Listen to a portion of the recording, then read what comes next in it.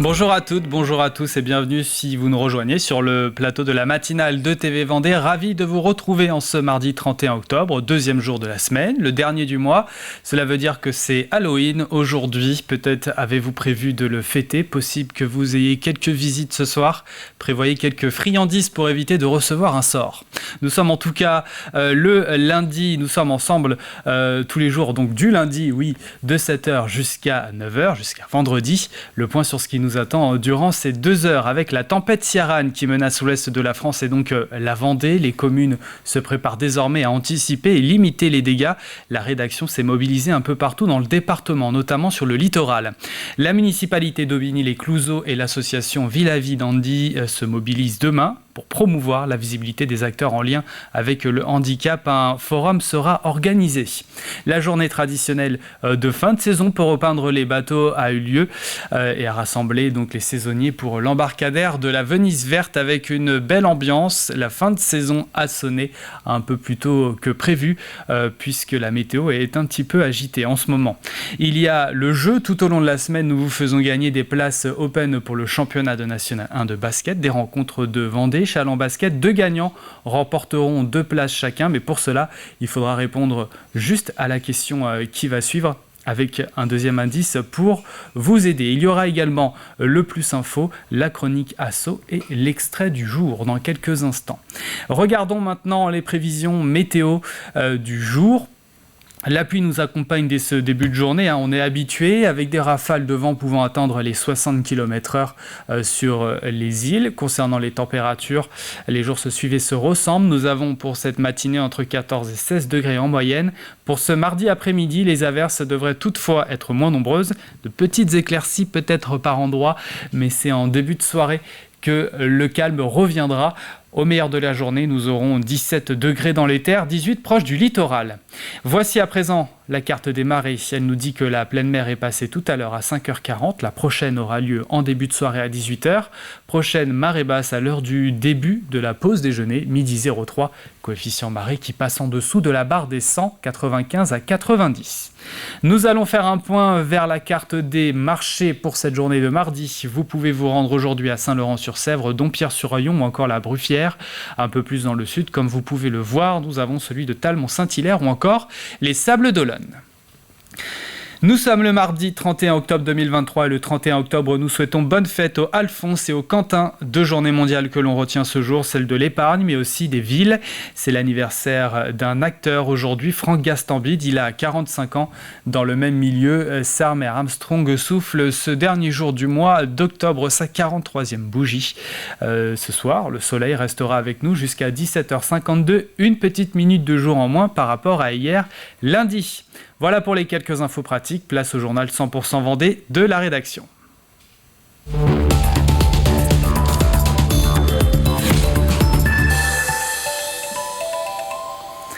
Après Céline, voici Ciarán qui se profile. Selon les prévisions, ce sera encore tout autre chose.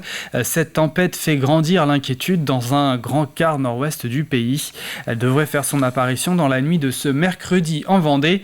Des vents violents à plus de 130 km/h sont attendus proches du littoral. Des fortes rafales donc, grosses vagues, risque de débordement de la mer. Le souvenir de Cynthia est bien sûr toujours présent dans les mémoires. Les communes se préparent désormais pour anticiper et limiter les dégâts. Reportage de Aurélien Huard, Grégoire de Châtillon et Mathis Pires.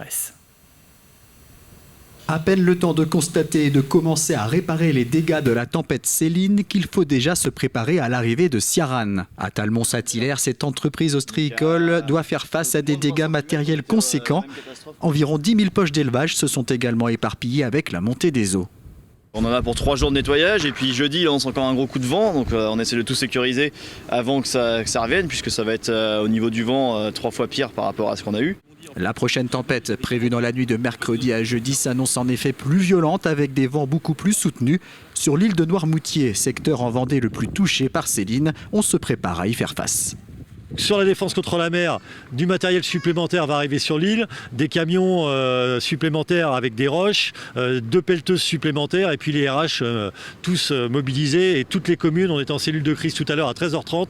On refait une cellule de crise mercredi pour mettre tout en synergie l'ensemble des communes et qu'on soit prêt. Et avec des vents de 150, on a aussi le problème des chutes d'arbres et puis du réseau électrique qui est encore malheureusement en aérien dans certaines communes. Et là, on va aussi mettre tout en synergie pour pouvoir faire face et surtout pouvoir communiquer.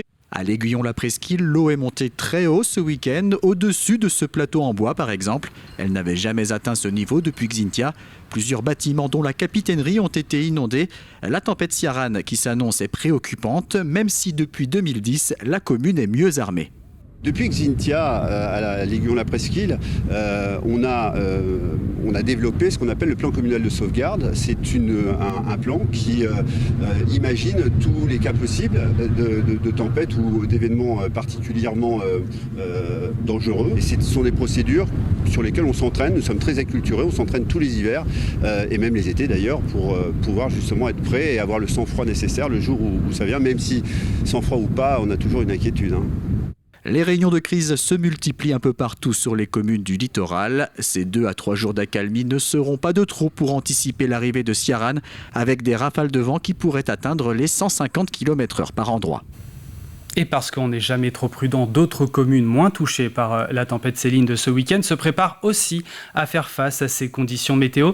C'est le cas du côté de Jars-sur-Mer et Saint-Vincent-sur-Jars. Notamment la fermeture des plages ou l'accès aux plages, de limiter, notamment au moment des grandes marées, parce qu'on a bien vu que la mer remontait à certains endroits assez haut, notamment au niveau du port de la plage de Morpoigne. Les usagers du port étaient présents auprès de leur bateau hier après-midi. Ils restent très vigilants et je pense que nous, au niveau communal, nous devons faire plus, notamment au niveau des plages et de l'accès des plages et des activités nautiques sur la mer. Nous, on va sécuriser certainement les plages, voilà, pour que les touristes viennent s'approcher trop près de la mer. Et face au risque de ces intempéries, c'est donc logiquement que la compagnie YE Continent chargée des traversées entre Fromentine et l'Île-Dieu a pris des mesures. Les traversées sont d'ores et déjà annulées pour la journée de jeudi. En fonction du temps qu'il fera, ces annulations pourraient se prolonger jusqu'à dimanche. La municipalité d'Aubigny-les-Clouseaux et l'association Villa Vivendi se sont mobilisés la semaine dernière, et ce pour promouvoir la visibilité des acteurs en lien avec le handicap. Un forum donc était organisé. Cette manifestation s'adressait aux personnes handicapées, aux aidants, aux personnes âgées perdant leur mobilité et bien sûr aux valides. L'objectif, lever la méconnaissance généralisée qui persiste autour des structures existantes, promouvoir la visibilité des acteurs en lien avec le handicap en Vendée, ou encore faciliter l'accès à l'information et rendre plus transparents les services disponibles. La présidente de l'association fait le constat. Le constat, justement, c'était celui de... la colère déjà, la colère de se retrouver du jour au lendemain avec un handicap, mais aussi la colère et la complexité de devoir entreprendre tout un tas de démarches avec cette difficulté de ne pas savoir non plus vers qui s'orienter. Donc vraiment, l'idée du forum, elle est venue de là, de pouvoir regrouper tous ces acteurs pour apporter l'information dont ils ont besoin. Direction le sud de la Vendée et le Mazo. La journée traditionnelle de fin de saison pour repeindre les bateaux a eu lieu et a rassemblé les saisonniers pour l'embarcadère de la Venise verte avec une belle ambiance. Une bonne vingtaine faisaient des balades dans le Marais Poitevin en barque traditionnelle cet été. Normalement, cette saison prend fin à la fin des vacances de la Toussaint, mais la météo agitée du moment a accéléré cette fin. Saison estivale qui a tout de même été plutôt bonne dans l'ensemble. Regardez ce sujet qui nous est proposé par Diane Delangle. Quelques mots avant de démarrer et ensuite, tous au pinceau. Les guides bateliers de l'embarcadère de la Venise verte sont réunis aujourd'hui pour la traditionnelle fin de saison. Les saisonniers ne se sont pas vus depuis la fin du mois d'août. Donc là, c'est l'occasion de se retrouver, à faire une petite bouffe, petite fête de fin de saison. Et c'est aussi l'occasion, quitte à être tous ensemble, d'avancer aussi sur l'entretien des bateaux. Chaque année, c'est vrai que nos bateaux, ils ont tendance, ils vivent, ils ont tendance à souffrir un petit peu pendant la saison. Donc là, c'est l'occasion de réparer un petit peu avec un petit peu de peinture, tout simplement. Au plus fort de la saison, ils étaient jusqu'à une vingtaine de saisonniers à travailler en simultané. La saison est finie, de se poser, ça nous permet de nous retrouver un peu dans un autre cadre. Et puis ça reste une ambiance plus détendue, la fin de saison, et puis après ça nous permet de mieux repartir sur les saisons d'après aussi. Oui. Ça permet de savoir déjà l'importance des barques et de savoir qu'elles ont quand même eu beaucoup de vécu, elles datent de 86 si je ne me trompe pas. Et donc le fait de les entretenir comme ça permet de savoir qu'il faut faire attention, il faut en prendre soin, que ce soit maintenant ou en pleine saison. Sur une telle activité, la fréquentation est évidemment fortement soumise à la météo, d'où une fin de saison un peu anticipée cette année. Malgré tout, la saison fut belle. Ça a été une saison vraiment excellente, une très très bonne saison. D'une part parce que l'équipe a été super. On a des guides qui ont noué des liens, une super ambiance. Donc quand on travaille dans la bonne humeur, de toute façon ça peut être qu'une bonne saison. Et puis en plus la météo du mois d'août a été excellente. Alors juillet un petit peu plus compliqué de travailler, un petit peu en dents de scie parce que la météo est un peu capricieuse. Mais le mois d'août excellent qui a rattrapé l'ensemble. Encore quelques coups de pinceau avant de ranger les bateaux jusqu'au retour des beaux jours. Il sera ensuite temps pour les saisonniers de profiter de la partie plus festive de la journée. Le skipper vendéen Sébastien Simon reste à quai. La Transat Jacques Vabre est reportée. Les 40 IMOCA devraient s'élancer dimanche au Havre en direction de la Martinique, mais avec la tempête qui pointe le bout de son nez. Cela a poussé les organisateurs à reporter le départ de près de la moitié de la flotte. Le coup d'envoi de la course pour les 3 autres classes de bateaux engagés est bien parti du Havre, mais pour les skippers qui ne partiront pas, la décision semble tout compte fait logique. Le phénomène, ça fait quand même quelques jours qu'on va arriver. Les rafales à plus de 100 nœuds, ça fait un moment qu'on voit le système arriver. Ça fait quand même un moment qu'on discute entre skippers avec les météorologues à qui on travaille, qu'on voit le truc arriver. Donc ça fait un moment qu'on sait que ça va être chaud. La flotte IMOCA en plus, entre le premier et le dernier, elle est quand même assez disparate. Donc voilà, nous on passait limite. Quand on a vu les dernières données météo, c'était vraiment, on avait vraiment peur en fait. On avait une grosse boule au ventre. Et là on sait la décision et que je trouve légitime du directeur de course, qui ne doit pas être facile à prendre. Mais je trouve qu'on est tous soulagés parce que ça aurait été, je pense qu'on risquait une catastrophe, clairement. Et puis allons à Saint-Michel-en-Lerme. Les membres de l'association Insico en vol restaurent à l'abri des regards un hélicoptère militaire. Mis en service en 1959, le Sikorsky a été utilisé par l'armée française pendant la guerre d'Algérie depuis 10 ans. Une poignée de passionnés œuvre à la réhabilitation de cet appareil, le seul en Europe à être en cours de restauration. Samedi, il va être déplacé dans un nouveau hangar. L'occasion pour les membres de l'association de convier le public à assister à ce déplacement hors norme et d'échanger autour de ce projet. Reportage de Cyril Guillet. On l'amène et après il faut la régler de façon à ce qu'elle tombe pile poil dedans. Pilotes, mécaniciens ou tout simplement passionnés d'aéronautique, les membres de l'association Insico en vol se sont lancés un défi un peu fou. Réhabiliter cet hélicoptère, un Sikorsky de 1959, construit par Sud Aviation, aujourd'hui nommé Airbus Hélicoptère. Un appareil qui a été utilisé entre autres par l'armée française pendant la guerre d'Algérie. Alors c'est un appareil qui servait essentiellement au transport de troupes et aussi à faire du sauvetage quand il y avait des blessés sur le champ de bataille, à les ramener pour être pris en charge par des antennes médicales. La restauration de cet appareil a débuté en 2012. Un chantier titanesque soutenu par la Fondation du patrimoine, car en Europe, aucun Sikorsky est à ce jour en état de voler, et seulement une dizaine aux États-Unis. Il y a un énorme travail un peu dans tous les domaines, que ce soit électricité, hydraulique, mécanique. Mais le plus gros a été quand même de refaire les tôles, puisque les tôles ont nécessité la pose notamment, par exemple, de 20 000 rivets à frapper. Ça représente quand même beaucoup de travail. Tous plus passionnés les uns que les autres, les membres de l'association se relaient sur ce chantier avec chacun leur motivation. J'étais militaire dans l'armée de l'air et que cet appareil a servi dans l'armée de l'air. Avec le temps, je découvre que je prends plus de plaisir à l'aspect technique, mécanique des choses. Et donc le vol finalement n'est pas la priorité, mais c'est plutôt la remise en état de la machine. Et les plus jeunes profitent des vacances pour prêter main forte. J'adore ce Sico, moi dans ma chambre j'ai des photos du Sico, voilà quoi, j'adore faire ça. Quand on a mis la queue hier, j'essaie de chercher une rondelle qu'on a perdue. Je fais des petits travaux que moi je peux faire vu que je suis assez petit et je peux rentrer par exemple dans les recoins un peu plus petits, quoi. Le 4 novembre prochain, cette imposante machine va prendre la route pour être entreposée dans un nouveau bâtiment. À cette occasion, le public est invité à une journée festive pour échanger autour de ce projet. Le convoi traversera la commune et sera accompagné par les cornemuses de la formation Pinkstone.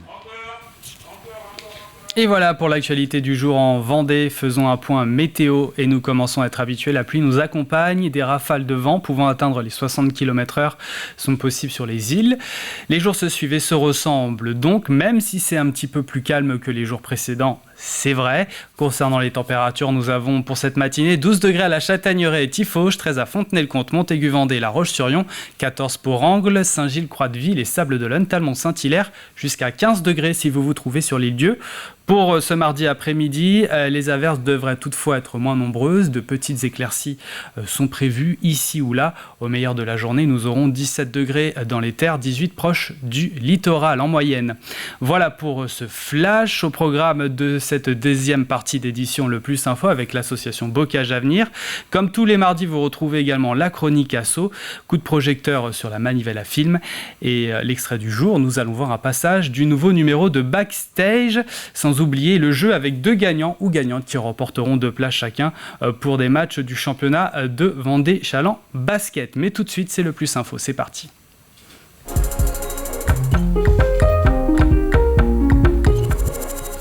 Bocage d'Avenir, une association qui va permettre de récolter des dons pour la préservation du bocage sur le pays de Pouzauges. Regardez.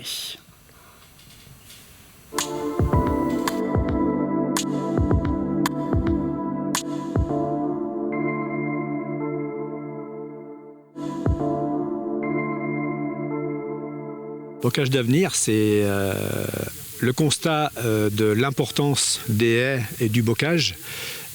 Tous nos habitants sont très attachés à ce patrimoine commun qu'est le bocage. Et l'entretien de ce patrimoine repose sur les agriculteurs. C'est une contrainte et un coût pour le monde agricole. Et c'est à la base la communauté de communes et des entreprises qui se sont dit, mais comme c'est d'intérêt général, pourquoi laisser l'entretien et le coût de cet entretien qu'au monde agricole? Nous, on est prêts à donner un coup de main pour accompagner les agriculteurs avec un plan de gestion de haies, pour entretenir des haies qui jouent leur rôle environnemental à plein. Les 23 000 habitants du territoire du pays de Pouzauges sont concernés par le captage de carbone, par le réchauffement climatique. Alors évidemment, ce n'est pas le pays de Pouzauges qui va limiter le réchauffement climatique de la planète, mais laisser pousser des haies, planter et laisser pousser des haies, c'est une vraie réponse environnementale. Et c'est du rôle des entreprises, des citoyens, des associations, d'être avec le monde agricole pour effectivement avoir un réseau de haies qui joue pleinement son rôle environnemental et qui à terme produira du bois, de l'énergie, du paillage, qui a une valeur économique. On a beaucoup de haies qui sont qu'on appelle taillées au carré chez nous. Et avec l'accord de l'agriculteur, il n'y a aucune imposition. L'agriculteur est d'accord donc pour laisser ces haies se développer, les entretenir différemment. Il y a un accompagnement technique du technicien qui aidera. Cultiver une haie, c'est pas si simple que ça. C'est un vrai savoir-faire. Il aura une rémunération donc de cet argent privé qui prendra en charge, pas forcément la totalité, mais une partie du coût d'entretien. Ça dépend beaucoup du type d'entretien, de la taille de l'exploitation, mais oui, on peut faire une moyenne entre 1 000 et 2 000 euros de coût d'entretien pour des haies. Suivant beaucoup de critères, ça va du simple au quintuple. Moi, c'est un projet qui m'a tout de suite interpellé, vu les enjeux actuels en termes de climatique, de biodiversité, sans parler que les haies ont toujours apporté un service non négligeable aux agriculteurs depuis la nuit des temps. Je me dis c'est aussi l'occasion de communiquer aussi avec la société civile et parce qu'on est dans le même bateau et ça sert à rien il faut qu'on travaille ensemble si on veut s'en sortir. Et de manière intelligente et savoir que des bonnes choses peuvent être faites en agriculture. Voilà pour le Plus Info à retrouver aujourd'hui sur notre chaîne. Place maintenant à la chronique Asso comme tous les mardis. Aujourd'hui, zoom sur la manivelle à film Vendée.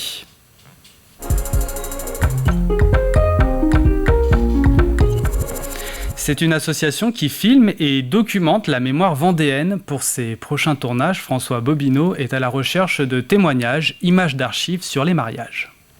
Bonjour à tous, notre territoire déborde d'histoire et justement c'est le travail de François de garder en mémoire notre culture vendéenne. Bonjour François, est-ce que vous pouvez nous expliquer à quoi sert votre association ? Donc la Manivelle à Film Vendée, c'est avant tout le collectage de mémoire vivante, c'est-à-dire des métiers, des gestes, des coutumes, donc les mettre en support vidéo. Et après, c'est pour les archiver, donc qu'on met à disposition du département, ça peut être l'OPCI Ethnodoc, et aussi pour la télévision qui en ont besoin. Et le deuxième objectif, c'est la réalisation de documentaires. C'est-à-dire des documentaires qui peuvent durer 3 minutes jusqu'à 1h30 sur différents thèmes que nous choisissons avec l'équipe. D'accord, et quand vous avez une idée de film, comment vous procédez pour le réaliser ? Donc on choisit un thème, donc on a choisi récemment les fermes laitières en Vendée, donc la collectage du lait. On a fait un film aussi sur le four à pain et là on finit le film sur la vigne et le vin en Vendée, les traditions de cave. Donc on commence à en parler entre nous et on essaye de collecter, c'est-à-dire d'enregistrer des personnes qui ont un attrait sur ce thème. Donc les fours à pain, ça a été des boulangers, donc des professionnels, mais aussi des amateurs, parce qu'on a aussi filmé tous les fours de campagne. Et bien souvent en discutant, déjà on a une connaissance du territoire de la Vendée et des personnes qui y vivent. Donc on va voir ces personnes-là et souvent la discussion fait que ça nous amène. Ça peut nous amener sur des lieux, ça peut nous amener aussi sur des personnes et souvent on leur pose des questions. Est-ce que vous connaissez ? Et donc on arrive après, on essaye de contacter les gens et on est souvent super bien accueillis et ça nous permet d'avoir surtout des informations intéressantes mais surtout beaucoup d'amateurs, quoi. Et là, pour les prochains films sur la mémoire vendéenne, vous avez besoin de quoi ? Alors le prochain film, ça va être sur les mariages et les traditions en Vendée, donc l'évolution. Donc là, on va rechercher et si les personnes connaissent, donc ça peut être des restaurateurs, ça peut être des lieux de noces. On va aussi avoir besoin de beaucoup d'archives, donc on en a à notre possession, mais aussi on a toujours des nouvelles, des gens qui ont peut-être filmé des mariages il y a 30 ans, 40 ans, 50 ans, et là on serait pouvoir de film, quoi. Et bien voilà, si vous voulez contribuer à la mémoire vendéenne, je vous mets un lien juste en bas de votre écran. La chronique asso, c'est terminé. On se voit la semaine prochaine. Chronique asso réalisée par notre journaliste Mathis Pires avec François Bobineau, responsable de l'antenne du département. Avant de passer au jeu de la semaine avec le deuxième indice, voici pour vous l'extrait du jour.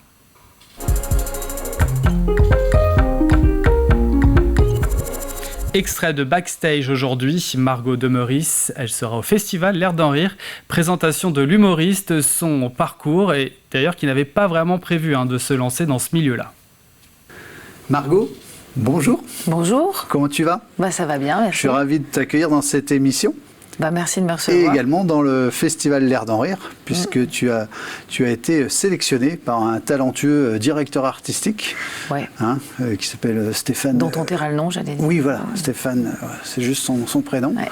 Ravi de t'accueillir. Margot, dis-nous d'où tu viens et ton métier aujourd'hui, quel est-il et depuis combien de temps tu fais ce métier ?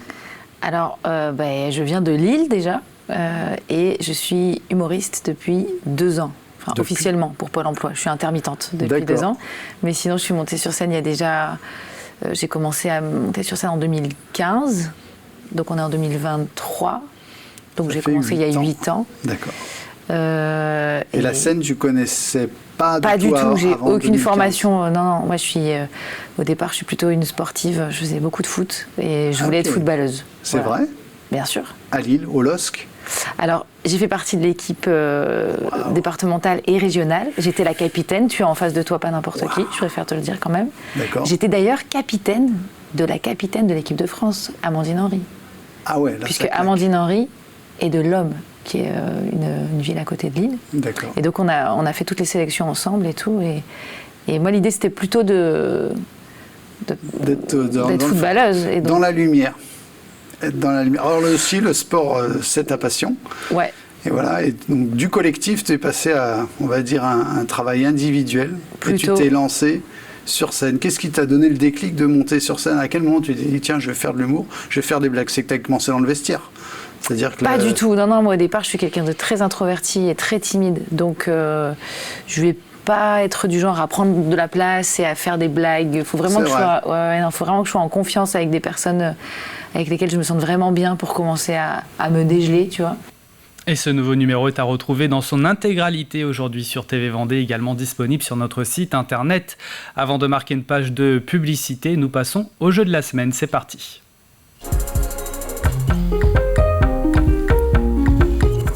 Avis aux amateurs de sport et de basket, avec un show dans le nord-ouest vendéen, ou plusieurs shows même, avec un gagnant ou une gagnante qui remporteront leur place. 2 entrées chacun, place open pour la saison de championnat 2023-2024 du club de Chaland Basket, Vendée Chaland Basket, équipe de National 1, c'est l'équivalent de la 3e division. Pour avoir la chance de les gagner ces places, il faut répondre à cette question.